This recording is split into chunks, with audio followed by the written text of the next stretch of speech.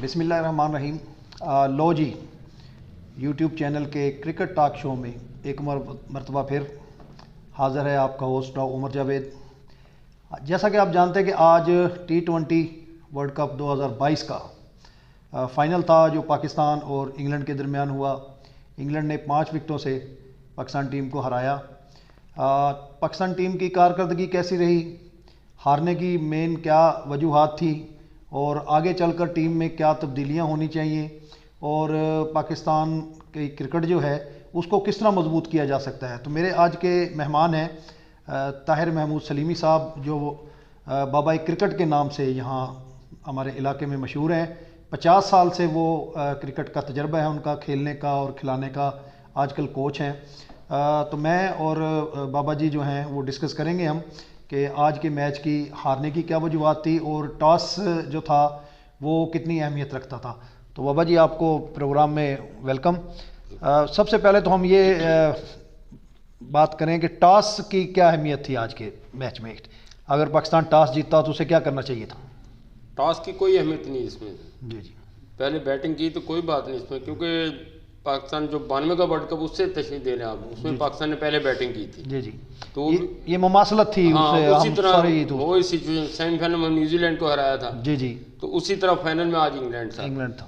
मगर ये हुआ कि ऊपर से फौरन एक हमारी ओपनिंग बैट्समैन रिजवान आउट हो गया। जी जी, उसके बाद फिर जनाब जी मिडल ने क्लिक नहीं कर मिडिल ऑर्डर जो जिसके बारे में पहले भी वो है कि हमारी मिडिल ऑर्डर कमजोर है। इसमें ऐसे बैट्समैन नहीं है जो आखिर तक लेकर जा सकें, तजुर्बेकार।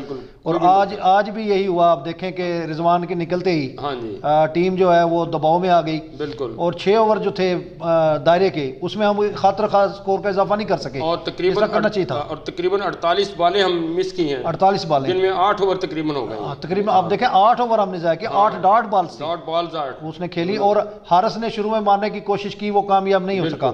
और 6 से 7 बॉल जो हैं उसने भी ज़ाया की है शुरू में। अगर सिंगल डबल लेके आप देखें कि चलते तो स्कोर जो है वो ज़्यादा हो सकता था।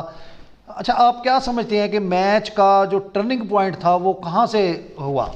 टर्निंग पॉइंट जो आदिल रशीद का ओवर था ना जी, जी जी, वहां से वो विकेट ऊपर नीचे गिरे, फिर टीम बिल्कुल ही डाउन हो गया। विकेट मेडन ओवर था वो। हाँ जी, विकेट मेडन ओवर। उसके बाद फौरन अगले ओवर में उसने इफ्तिखार आया, उसको वो बिल्कुल लो हो गया बिल्कुल वो। उसके बाद अगले ओवर में इफ्तिखार आउट हो गया, मिडिल का बैट्समैन। फिर दोनों मिडिल ऑर्डर जो हमारे स्पिनर थे स्कोर कर रहे थे, निवाज और वो शादाब खान, वो भी जल्दी निकल गए। वो जल्दी वो एक उनमें से कोई एक वो भी नहीं ठहर सका। वो भी ना ठहर सका। तो एक जो था जिस मरले पर रिजवान आउट हुआ था या बाबर आजम आउट हुए थे, तो उस मरले पे एक मिडिल ऑर्डर में से एक बैट्समैन ऐसा होना चाहिए था जो आखिरी बॉल तक जो है वो खेलता। एक एंड रुकता, सिंगल डबल करते। और उसमें तो क्या समझते हैं कितना स्कोर होना चाहिए था हमारी बॉलिंग लाइन को देखते हुए कि हम ये जो स्कोर है वो हम उसको दिफा कर सकते हैं उसका? हमारी बॉलिंग लाइन की, उनकी बैटिंग लाइन को भी देखो। उनकी बैटिंग बहुत स्ट्रेंथ थी। उनकी बैटिंग बहुत अच्छे बैट्समैन थे। देखो ऊपर से अगर उनके आउट हो गए हैं, उनके मेन बैट्समैन ऊपर से आउट होने के बाद उनके मिडिल ने आके संभालिया।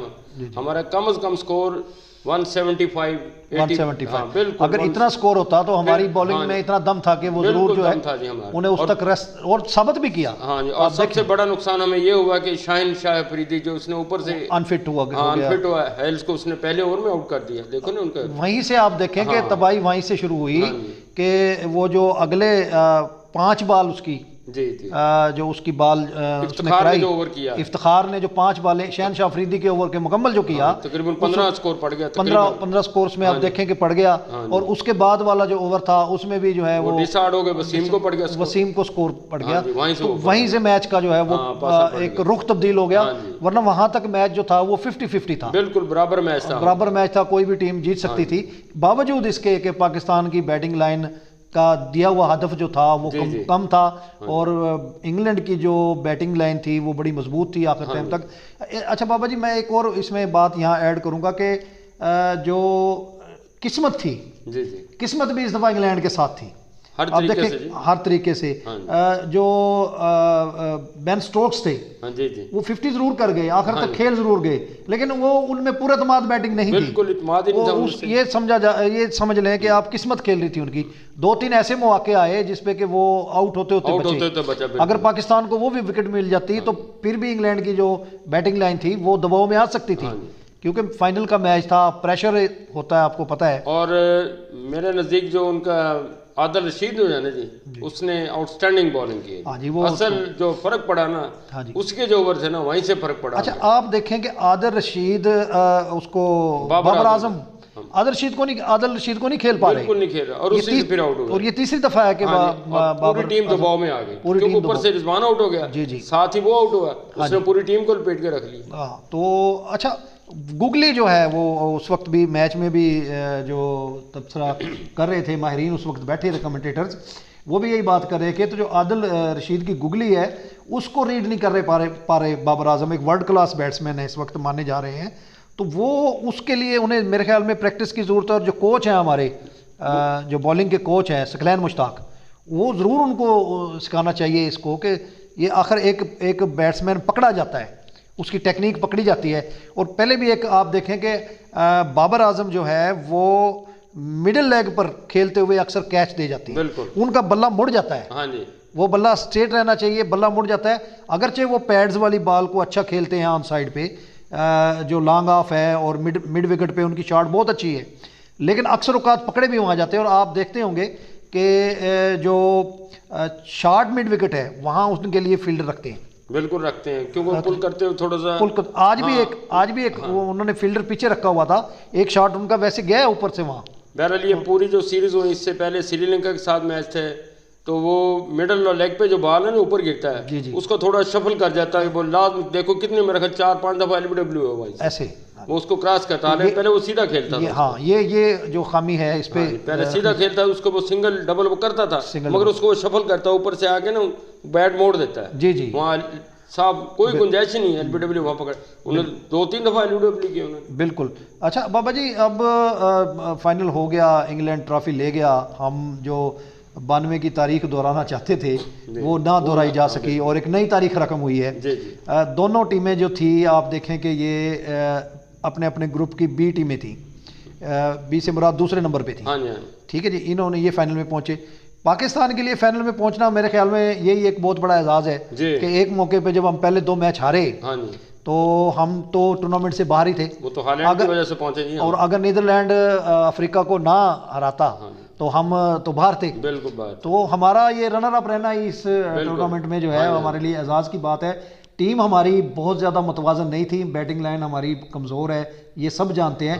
बाबा जी, आप आगे मुस्तकबिल में हम देखते हैं कि आखिर टीम तो बनानी है हमने, तो उसमें बैटिंग ऑर्डर क्या होना चाहिए? मैं ये समझता हूँ, मैं तो इसी चीज़ पे मेरा एक जहन जो है वो कायम हो चुका है कि बाबर आजम को वनडा बनाना चाहिए जी, और ओपनिंग में जो है वो हारिस को ले आए, बेशक हारिस को अगेंस्ट फास्ट बॉल बहुत अच्छा खेलता है। हाँ जी, तो क्योंकि वो दायरे का फ़ायदा ज़्यादा उठा सकता है, और जब फील्डिंग खुल जाती है दायरे के बाद उसमें वो पकड़ा जाता है। तो ये आजमाना चाहिए इनको कि उसको ओपनर लेकर आए और बाबर आजम जो है वो वन डाउन पोजीशन पर खेले।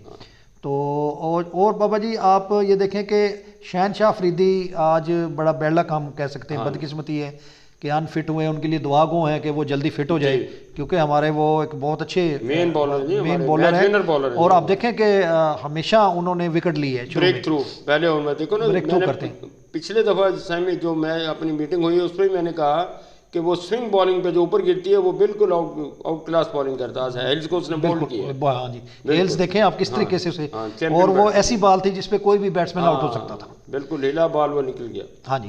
तो अच्छा बाबा जी, आप पाकिस्तान टीम वापस आएगी, आगे जो सीरीज़ भी हैं और उस पर इंग्लैंड ने पाकिस्तान आना है वनडे सीरीज़ के लिए और टेस्ट मैच की सीरीज़ के लिए।